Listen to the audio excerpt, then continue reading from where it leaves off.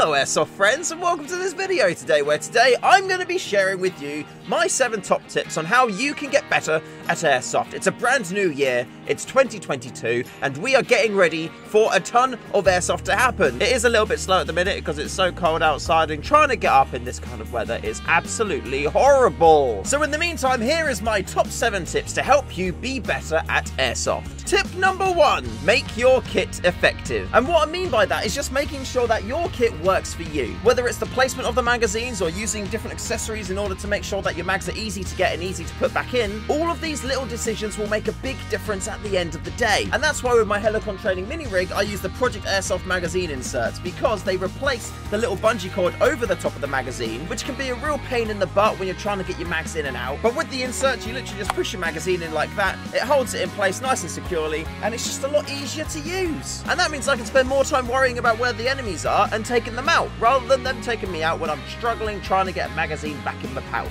And this rule goes for everything. If you're running a belt, if you're running a plate carrier, literally anything that you have, make sure it's set up to be super efficient. Rule number 2, manage your ammo. If you've already got a magazine in your ref and you're expecting a firefight or somebody to come up to you very, very shortly, and you're unsure how many BBs that you've got left in your mag, make sure to reload before you take that engagement. If you're putting a fresh mag in your gun, then you know roughly how many rounds you're going to have and how long you've got to shoot that until you're going to need to reload. And the confidence that that gives you is going to help you win that engagement. There's been quite a few occasions where I've not done this and I've run out to try and kill someone, and then all of a sudden I'm just firing nothing. So yeah, please do this. Here's an example of me doing it at Dog Tag Airsoft. I was in a pretty nifty position behind this barricade, and I had a feeling that I was probably going to need to have a lot more BBs in my mag because loads of people were coming. So in anticipation of that, I just reloaded and I was all good to go. Tip number 3, practice your snap. This is something that I've more recently been trying to do because of the targets that I picked up, which you can see that video on the channel. I put it live the other day. And I guess this tip is kind of more specifically about trusting your muscle memory as opposed to physically sighting in every shot you're going to take. The more you practice this, the more your body will snap to where you want to shoot, as opposed to you trying to train your red dot on the target. And the more you do this, the better you get, and the more you can just trust yourself to put a BB exactly where you want it to go. A fun way to do this is when you go and play Airsoft, go to the range that they have, because most sites have a range, and have a friend there with you to call out different targets for you to shoot. Literally just have them standing there going, bottle,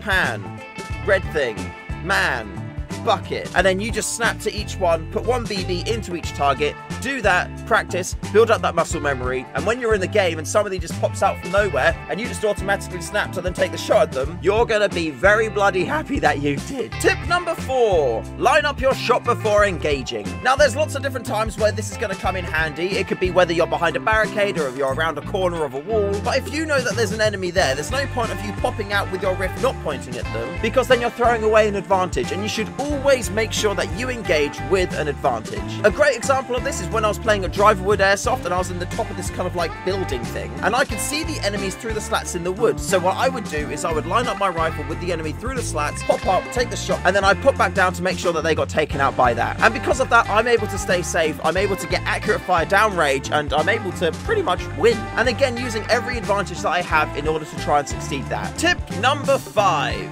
push. Now what I mean by push is if you're having a firefight with somebody down a corridor and there's different rooms that you're able to get into, if you've taken some shots at them and then they've ducked into their doorway, then that is the perfect opportunity for you to go out, relocate, get somewhere new, and keep them guessing on the angles. This is something which I do find quite difficult as well, and is something which I'm always working on, but it's also something which I see so many people do. And if you just push through, push forward, keep trying to get closer to the enemy and kind of getting into different positions, you're going to benefit as a result. I remember this one time when I was at Warzone and I was just watching these 2 guys kind of peeking a corner and then hiding back in for ages, and then peeking and then hiding back in, and then all of a sudden one of the guys just went off somewhere else and the other person was just holding this angle for ages. Now I get it is kind of scary going out into the open because you are going to be easily to get shot, but the benefit of getting ready for that and taking people out is going to be so good. If you're walking up that wall and you know that that person is going to have to peek there and you manage to get a bit of an angle, they're not going to be expecting you to be out there. They're going to be expecting you still to be on the corner. So give it a go. Keep pushing, keep making people guess where you are, and I promise you,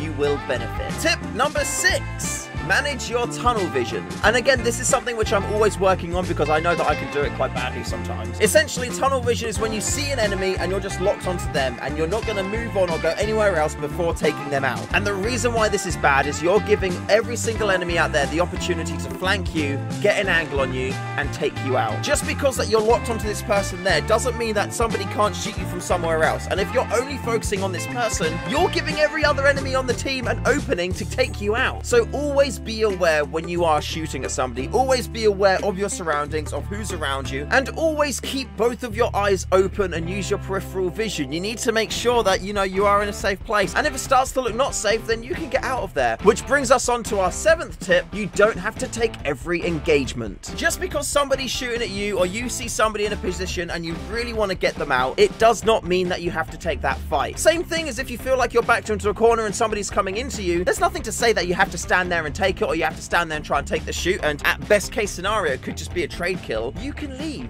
You can go somewhere else. You don't have to fight today. As a rule of thumb, you should only take engagements where you've got the upper hand, because if you haven't got the upper hand, then there's a good chance that you're going to die. And if you don't really like dying or walking back to spawn, then you know what? One of the best ways to not get hit by a BB is to not be stood there. Some people may look at this and think it's a little bit cowardly, but I'd rather stay in the game and live to fight another day. If I know that somebody has got the upper hand on me, like say for example, if I'm behind a tree and a sniper's taking shots at me, I ain't gonna stay there and try and shoot him back. He's got the advantage, and I want to try and get the advantage. So if it's just me versus a sniper, I'm gonna move quickly, I'm gonna run from cover to cover to cover to make the distance between us less, which gives me the advantage, because then as soon as I get close enough to spray him down, I can spray him down and then he's gonna be dead and out of the game. So yeah, don't feel the need to take every single engagement you come across. Some of them are gonna be better than others, and if you haven't got the advantage, there's nothing wrong with just going, you know what, I'm gonna leave this one and I'm gonna find somebody else that I can kill. Surprise bonus point! Oh my god! We do have a bonus point, and that bonus point for you today